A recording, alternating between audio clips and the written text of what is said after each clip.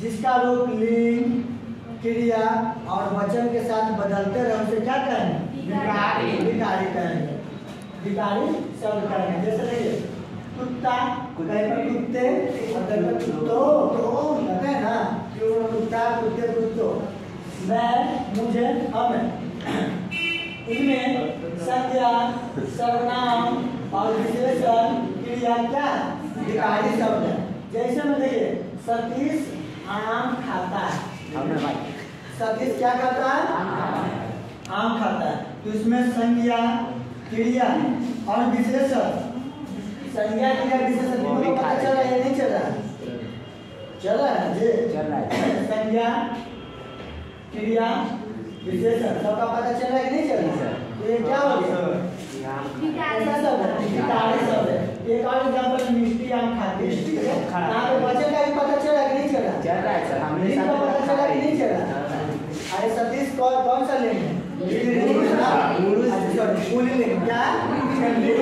ठीक है, हमारे साथ तो वही खा रही थी ना, इसलिए चलिए अविकारी। सतीश और चलिए यहाँ पर अविकारी, इनके रूप में कभी कोई भी परिवर्तन नहीं होता।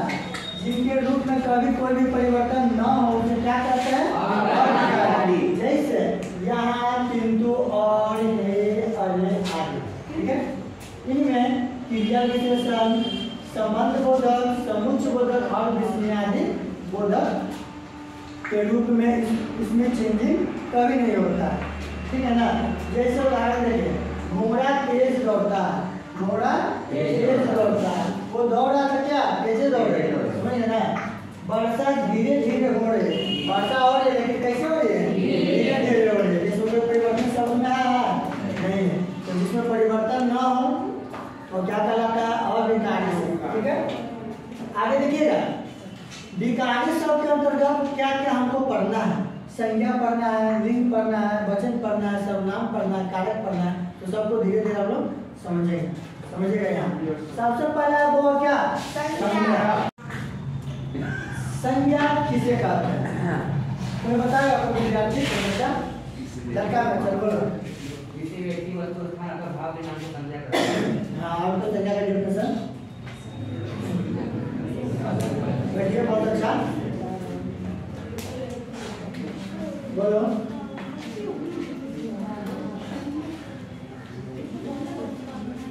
आपको तो नहीं संज्ञा का परिभाषा पता है? बोलो, आपको बोलो जल्दी।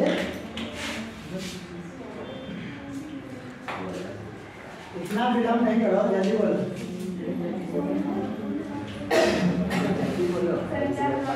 खड़ा हो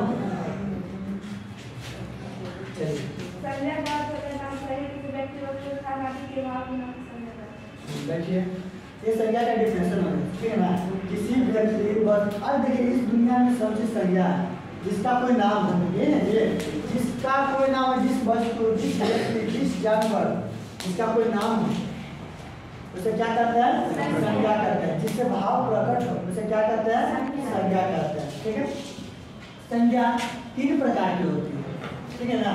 ऐसे तो संज्ञा का 5 भेद है। तीनों भेद में हम लोग 5 भेद को जानेंगे। कैसे हम बताएंगे वैसे। ठीक है, व्यक्तिवाचक संज्ञा, जातिवाचक संज्ञा और क्या है? भाववाचक संज्ञा। जातिवाचक संज्ञा के अंतर्गत 2 प्रकार की संज्ञा आती है। एक है द्रव्यवाचक और दूसरा क्या हुआ? समूहवाचक। ठीक है ना? द्रव्यवाचक और समूहवाचक। व्यक्तिवाचक संज्ञा, जिससे किसी खास व्यक्ति, किसी खास वस्तु, प्राणी का बोध हो उसे क्या कहते हैं? व्यक्तिवाचक संज्ञा कहता है। जैसे व्यक्ति में अभिषेक, समझिए ना, ये क्या व्यक्तिवाचक संज्ञा है। प्राणी में हम लोग गाय, तो गाय में कामधेनु, ये गाय में कामधेनु, तो कामधेनु क्या हो गया? व्यक्तिवाचक होगा ना जी, कामधेनु गाय। समझ गए? जातिवाचक, जिस संज्ञा से किसी जाति का बोध हो या जो जाति को इंडिकेट करता है, कास्ट को इंडिकेट करता है, उसे जातिवाचक संज्ञा कहते हैं। जैसे फल, सब्जी, फूल, गाय, कुत्ता, भैंस, लोमड़ी। बात समझिए ना? ये सब क्या है? जातिवाचक संज्ञा। जातिवाचक संज्ञा के अंतर्गत 2 प्रकार की संज्ञा को रखा गया है। एक है द्रव्यवाचक और समूहवाचक जिससे मापने का बोध होता है, जो मापन कार्य में मापने के लिए प्रयोग किया जाता है उसको द्रव्यवाचक संज्ञा कहते हैं। और समूहवाचक समूह का बोध कराता है। कलेक्शन ऑफ ग्रुप, यही ना समूहवाचक कलेक्शन ऑफ ग्रुप, समझिए ना, जिससे समूह का बोध होता है, जैसे सेना आर्मी, ये सब तो सभी को पता है, आप लोग का रिवीजन क्लास हो रहा है। अब क्या हुआ भाववाचक संज्ञा, तुम फील करते हो, क्या महसूस कर रहे हो, यू कैन फील, समझिए ना, डज नॉट काउंट, समझिए, जिससे आप केवल फील कर सकते हैं, महसूस कर सकते हैं, किंतु गिना नहीं जा सकता, उसे क्या कहते हैं, भाववाचक संज्ञा कहते हैं। यह हो गया संज्ञा का डेफिनेशन।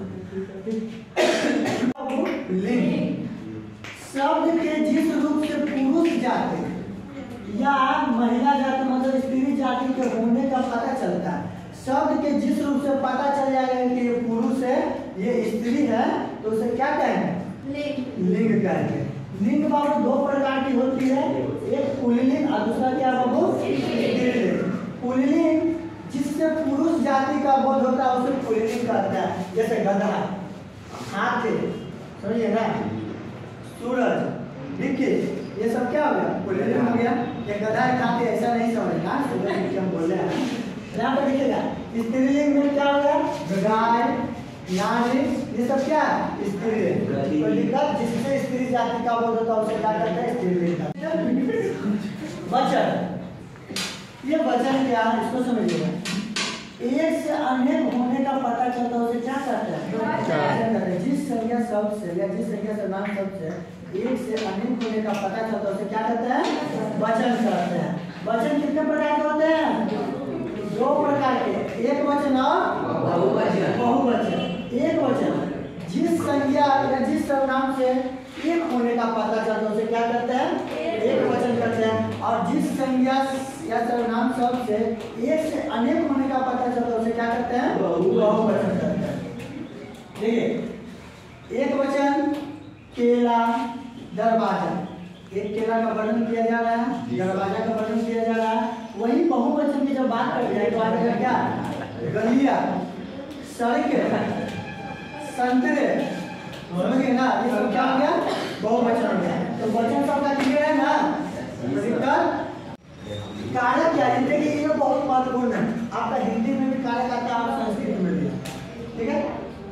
संज्ञा या सर्वनाम शब्दों का वाक्य की क्रिया के साथ संबंध प्रकट करने वाले शब्द क्या कहलाता है, वाक्य के क्रिया के साथ, बात कोई भी सेंटेंस ले लेंगे वो क्या काम कर रहा है उसके साथ जो प्रकट होने का शब्द होता है ना, वही कारक कहलाता है। क्या कहलाता है, कारक कहलाता है। कारक बाबू कितने प्रकार के होते हैं, 8 प्रकार के होते हैं। यहाँ पे देखिए हम लिख दिए हैं, कर्ता कारक, कर्म कारक, कर्म कारक, संप्रदान, अपादान संबंध और अधिकरण संबंध, ठीक है ना। तो यहाँ ध्यान दीजिएगा, कर्ता कारक जो है ये कुछ अपने विभक्तियाँ लेकर आता है। विभक्तियाँ मतलब इनकी पहचान होती है, समझिए ना, जिनसे हम इनको पहचान सकते हैं आसानी से। तो कर्ता जो है ने लेकर आएगा, जैसे कर्ता का डेफिनेशन क्या होता है, जो काम करता है क्रिया से, जो क्रिया करता है उसे कर्ता कारक करता है, ये ना जी, जो क्रिया करता है उसे कर्ता कारक करता है। राम ने रोटी खाया, राम ने क्या खाया, रोटी, काम कर रहा है ना, कर्ता कारक हो गया।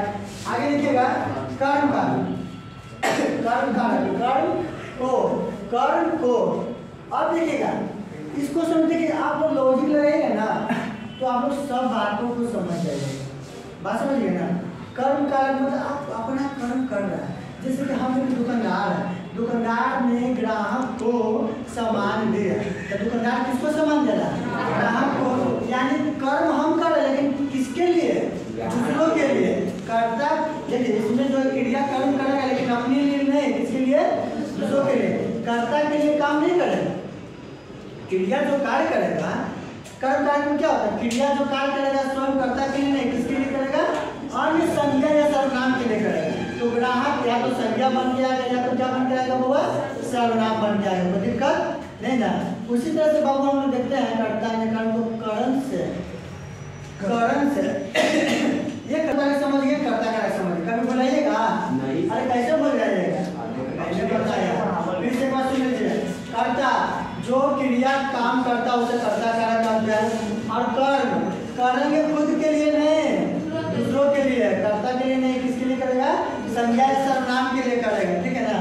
अब वो करण का करण से, अब ये आप कोई भी काम कर रहे हैं तो कौन सा साधन से कर रहे हैं? जैसे अभिषेक कुमार साइकिल से बाजार जा रहा है, साइकिल से कैसे से जा रहा है? साइकिल से। अब साइकिल जो मेरा साधन होगा जी उसका यूज कर रहा है ना, तो वो क्या हो जाएगा? करण कारक हो जाएगा। क्या होगा? करण कारक।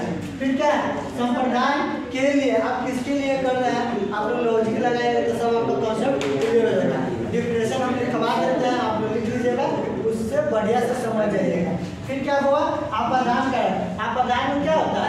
संज्ञा सर्वनाम जुदा होने का बोध होता है, जुदाई का बोध होता है, उसे आपादान करते हैं। संबंध संबंध बताने का काम करता है। अधिकरण अधिकरण मतलब हाँ किस पर हो रहा है काम, किस पर हो रहा है। दो संज्ञा सर्वनाम कुछ काम कर रहे हैं तो किस लिए काम किया जा रहा है, तो वो आपका बताएगा अधिकरण। असंबोधन संबोधित करने का बोध होता है, जैसे हे राम, हे कृष्ण, ये सब हो गया। Concept clear? चलो डन हो गया। तो बताइएगा संज्ञा के कितने भेद? 5। कौन कौन जल्दी नाम बताइए। लिंग के कितने भेद? 2। कारक के कितने भेद? 8। कारक के कितने भेद? 8। कौन कौन नाम बताइए।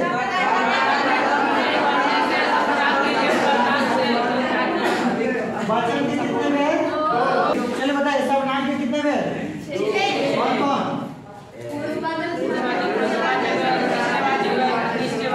विशेषण के कितने भेद? 4। कौन कौन?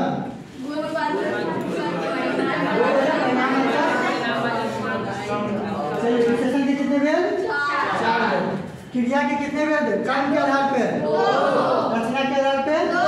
कर्म के आधार पे कौन कौन क्रिया? अच्छा। अवयव के कितने भेद? अवयव के कितने भेद? 5। तो ये सब याद हो गया ना आप लोग को? यही सब क्वेश्चन एग्जाम में पूछेगा, ठीक है ना। आप किसी से पूछेंगे वो बताना।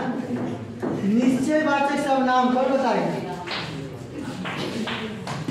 बोलो सुना, वीडियो बंद करो।